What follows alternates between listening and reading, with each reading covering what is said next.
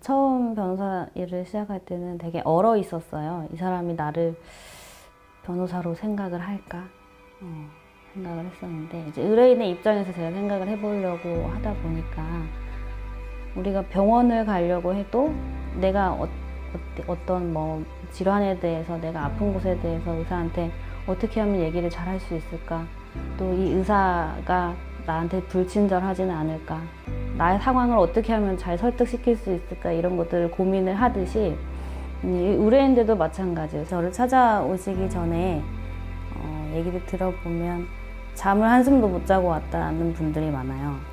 그러니까 그 정도로 본인의 어떤 그 배우자의 외도랄지 아니면 뭐 그 시댁과의 마찰이랄지 특히 이혼에 관한 부분에 있어서 그 밖에 다른 법적 분쟁도 마찬가지고 그런 것들을 변호사에게 얘기를 한다라는 것은 사실은 굉장한 용기가 필요한 일이거든요.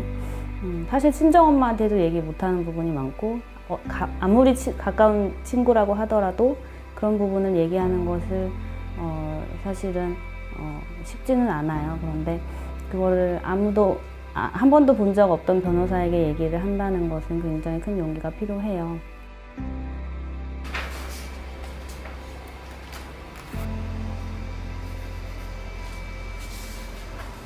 근데 막상 오시면 이제 눈물을 막 흘리시기도 하고 그래서 항상 그 옆에 곽티슈가 상비되어 있을 정도로 항상 제 앞에서 이제 얘기를 하다 보시면 다들 눈물을 흘리세요.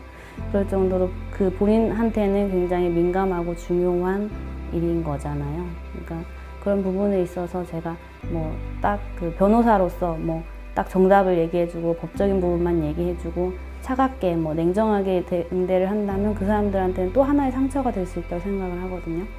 그래서 사실은 그 직접 법률 상담을 하기에 앞서서 좀 농담 따먹기 비슷한 그런 거나 아니면 오늘 뭐 날씨에 관해서 얘기를 한다거나 올 때는 뭐 차가 막히지는 않았는지에 관해서 얘기를 한다거나 그런 식으로 좀 분위기 긴장을 풀어주려고 많이 노력을 하고요.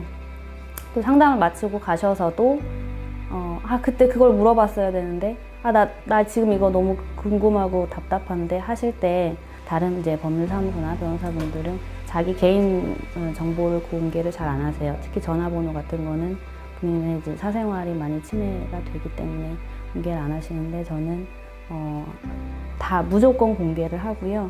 언제든 뭐 밤이든 주말이든 뭐 공휴일이든 가리지 않고 필요한 거는 그때그때 연락을 하시라 이렇게 말씀을 드려요. 그러면 제가 뭐 늦더라도 그때 당시에는 바쁘더라도 뭐 밤 늦게라도 이제 뭐 전화 통화를 해드린다거나 이런 식으로 소통하는 거를 가장 중요한 역할로 생각을 하고 일을 하고 있어요.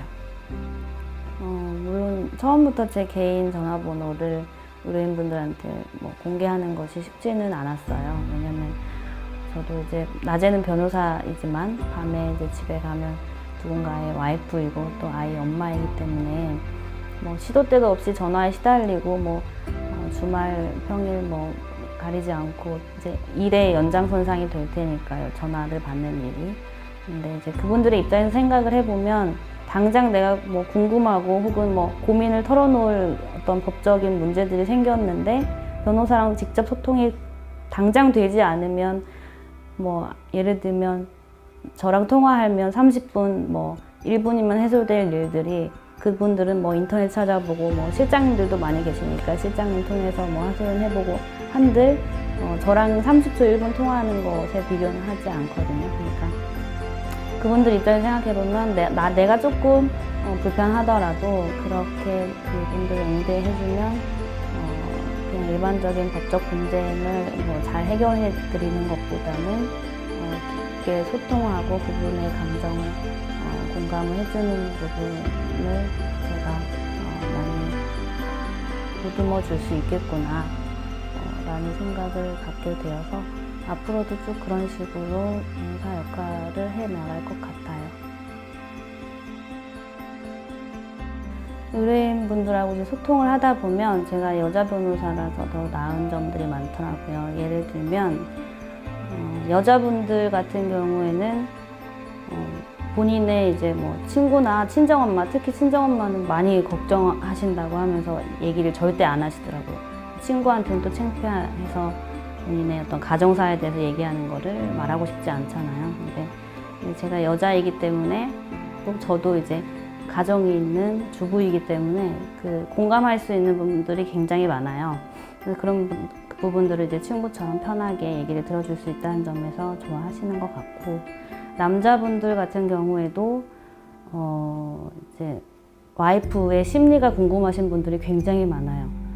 도대체 왜 이 여자는 바람이 난 건가요? 제가 이렇게 하면 돌아올까요? 라든지, 뭐 이제 제가 더 살 수 있을까요? 이 여자랑? 라든지, 어떤 생각을 가지고 이런 행동을 하는지 모르겠어요. 라든지, 이제 그런 부분들을 뭐 저도 뭐 많이 경험해보지는 않은 아직 젊은 변호사이지만 이제 케이스를 많이 다루면서 다른 분들 유사 사례도 소개를 해드리고 하면서 그분들을 어떻게 보면 뭐 심리 상담이나 고민거리들을 많이 얘기를 들어줄 수 있는 부분에서는 여자라는 점이 장점이 많은 것 같아요.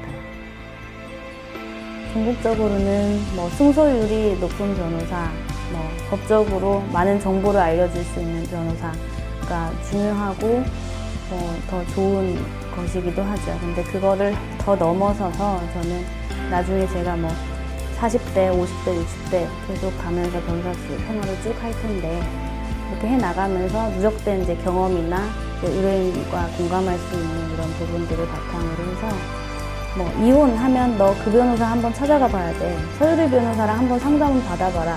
이제 이런 말이 나올 수 있을 정도로, 제가 뭐 상담사는 아니지만 그만큼 많이 공감이 될 수 있는 변호사가 되는 게 제 최종 목표예요.